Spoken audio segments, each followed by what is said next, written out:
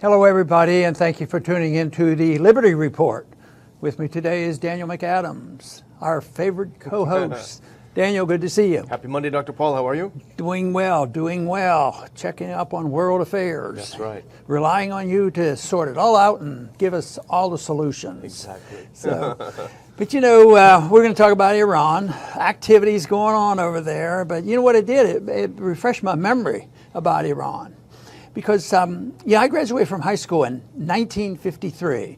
And I remember a big event in 1953. And what I remember, it had nothing to do with Iran. What I remember is in July of 1953, Eisenhower had a ceasefire in Korea, which is ongoing. But at least the killing was done.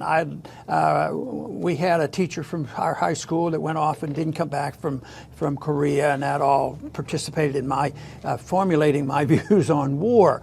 But, you know, he was elected on, I'm going to stop the war, I'm going to go to Korea. He went to Korea, he got a ceasefire in July of 1953. He was only, in office at the beginning of the year, so 6 months later, he did what he said he was going to do. The war was stopped. But 1 month later, another event happened, and I wasn't aware of it that much then because not a lot of people were. And the British and the Americans had committed a coup in Iran in August of 1953. And that was the beginning of this perpetual war and this determination to really make Iran, the enemy. And this has gone on for a long, long time. And of course, the coup occurred and ushered in an age of the Shah, a wonderful civil libertarian, And then, of course, it ended up, with the Ayatollah and the radicals taking over. So it had long-term consequences.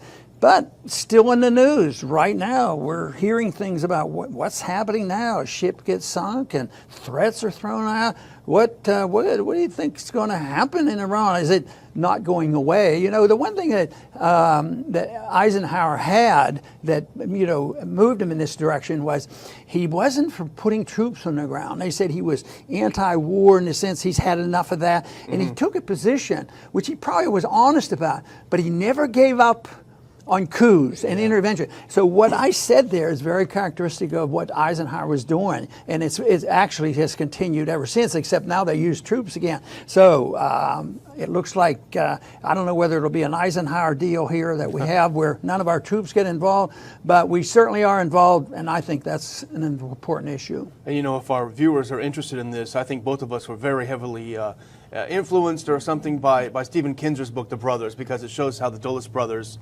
really manipulated and used this idea of using the CIA and State Department for these coups. But why did they want to overthrow Mossadegh? It goes back to oil. The British were worried that he was going to nationalize the oil and take over some British assets there. So they got the U.S. to do the bidding. They got the CIA to do the bidding. You could say a similar thing is happening now, where you have the Saudis and the Israelis trying to get the U.S. to do its bidding and overthrow the Iranian government again. It's like history is repeating itself. But as you alluded to, over the weekend, starting from Friday, we're sort of hearing some new news. The Australian broadcasting company put out a report that the U.S. is within a month thinking of bombing the Iranian nuclear facilities, which you got to laugh because they haven't. Nobody thinks they're making nuclear weapons at all, not even the CIA itself. And then there are a few other things that we can talk about. Maybe the U.S. is hoping that the Saudis will be its boots on the ground, which is pretty laughable. But this is the kind of thing, so we're hearing sort of an increase in rhetoric. Plus, we talked about Trump's tweet last week, all caps tweet about threatening the Iranians. Right, and Mattis had something to say about it. He took a different viewpoint. Yeah. Trump was more aggressive in what he was going to say with his tweet, but Mattis said, no, this isn't going to happen. So the question is, are the reports accurate, and where do we stand? But I would suspect that the reports are accurate. That doesn't mean that everything is in place and will happen and they have a date certain. But I think they are serious. They're serious about making threats. And I found it rather interesting because Trump has used the technique of threatening people and claiming that he has great victories by threatening people, and then they toe the line. But Don't they know that it's against UN rules? You're not allowed to threat military aggression against another country. Boy, we're in big trouble. I wonder if we ever get sanctioned by the UN. Exactly, and these threats are sort of what's heating it up. You know, Trump pulled out of the deal. A lot of his defenders, even some libertarians, say, "No, don't worry. This is just how Trump does it. He will insult them for a while, then they'll sit down at the table." But the stakes seem pretty high to rely on this form of doing business. But you know, Trump took us out of the JPCOA or the Iran deal. And now they don't want anyone else to buy Iran's oil. They sell 2 million barrels of oil a day they export. Trump wants it stopped. So he's threatening countries that do business with Iran. He's threatening Iran. So Rouhani put out a tweet saying, hey, well, you know, having peace will be the mother of all peace. But if you attack us, it'll be the mother of all wars. That, you know, precipitated Trump's all caps, attack. So the issue now is Iran is threatened, hey, if you attack us, we're going to shut down the Straits of Hormuz. We're going to block all the oil. It's not going to get out there. But that is, you know, that's a reaction to U.S. threats. He didn't just come out of the blue one morning and say, hey, we're going to block the Straits. So if you don't want this to happen, then don't attack Iran. Well, what precipitated this exchange of challenges was this so-called firing at a Saudi tanker. And they said the Iranians did it, even though indirectly by the Yemenis doing it. The Houthis, and the Houthis, and that war has been going on for a long time. But it's still that same old coalition that seems to be unhappy with any borders over there, and they want regime change. And that is who's been supporting the Saudis, Israel and the United States, and basically no matter what happens there, the Iranians get blamed. And that's the reason they have to get rid of the leadership. They also keep thinking, they use this argument, which is so bad. Well, we need to teach them a lesson, because if we punish them, what did they do when they got out of the nuclear agreement? Is they put on more and more sanctions, punish the people. The people will suffer. Then they will overthrow their government. Not realizing the reality of all that is even Americans, even Republicans and Democrats, band together if they think there's a foreign enemy. That's a natural tendency to band together. So this idea that we're going to punish people, whether it's the North Koreans or the Iranian people, that all of a sudden they're going to get together and change their government. Matter of fact, they strengthen their government, and maybe they like that, because that'll give them a bigger excuse to bomb them to smithereens. Yeah, and this is more neocon pipe dream stuff, you know. And we referred to Colonel Doug McGregor, who's on Tucker Carlson's show, saying, "Watch out for false flag." You know, this supposed Houthi bombing or attack on Saudi tankers. The Houthis said, you know, hey, we didn't mean to hit the tanker. We were shooting for a warship. But this feeds the neocon propaganda. They claim that Iran is totally behind the Houthis, which is really disputable. And then the Houthis, therefore, are Iran's agent. So if the Houthis attack Saudi, then ergo, actually Iran has attacked Saudi Arabia. We got to help Saudi Arabia retaliate for this attack. That's the way the neocons are selling it. And I think a big unknown, at least in my mind, about what will happen, we know the three countries that have lined up against Iran, but it isn't like Iran doesn't have some sympathizers out there. I think the Russians are a little bit sympathetic to Iran. I think the Chinese are sympathetic. And, you know, I also find it interesting that right now, the Iranians, because of sanctions and all, and they've done it over the years, well, you know, you guys give us so much grief that we're going to start trading our oil in something other than dollars, and they've traded a little bit in euros, and they want to use other things. And that's a struggle because of our total control of the international financial markets. But when you think back to Libya and Iraq, people who threaten the dollar, that annoys our government a whole lot, because they never talk about how powerful we are because we have the reserve currency of the world. And matter of fact, they use the distortion distortions caused by that and say it's the other people's fault because we get to print money and buy stuff, no matter, and then that gives you this imbalance in trade. But the dollar is usually involved. I think it's involved here. And if the Russians and the Chinese are, working with the Iranians to get rid of the dollar, they can stir up trouble like this. But still, I think there's a powerful motivation for all this conflict that goes on. The protection of the dollar as reserve currency of the world, and oil. Yeah. There's no doubt about it. But at one time, Trump wants lower oil prices, and other times he wants to control their oil. They want a monopoly control of the oil, and the Saudis have provided that over the years. But right now, it's up for grabs. The world is shifting on where the oil is, but they certainly are not softening their stance on Iran. But they're bad people. There's a bunch of dictators over there. Yeah. But compared to what? Yeah. They look like angels compared to the people who run Saudi Arabia. Yeah, but the American people really aren't into that too much. They just hear the noise. I'm still of the opinion that most Americans don't even want to hear about it. They're I don't know what they're thinking about, but they're not worried about what's going on in Iran. Which normally it would be good. They didn't want to hear about because they're going about their daily lives. So if it wasn't for the neocons and the interventionists in Washington, but you think about it, the Houthis would be within their rights if they actually did say, we're going to blow up a couple of Saudi oil tankers, because the Saudis started committing aggression against Yemen in 2015. They attacked Yemen without any pretext. It was a totally 100% aggressive action. They've brought that country to ruin. Maybe 1 million people have died. These oil tankers are selling oil to benefit the Saudi war machine. And I'm not condoning attacks on ships or anything, but certainly within the rules of war, if the shoe were on the other foot, the U.S. would be bombing the oil ships of an aggressive state that's attacking us. So the two main things we're talking about here, the first is this ABC report, Australian Broadcast Company report, saying that the U.S. is considering bombing Iran. And the other one is something that we've seen over the weekend. Al Jazeera reported it, that the U.S. is seeking to forge an Arab NATO and let this Arab NATO take on Iran, is the other report. So there are two different things, but the idea is that the Gulf Arab states, Saudi Arabia, plus Egypt and Jordan would form a new NATO, and that would take on Iran and fight Iran. But I have two thoughts on that really quickly.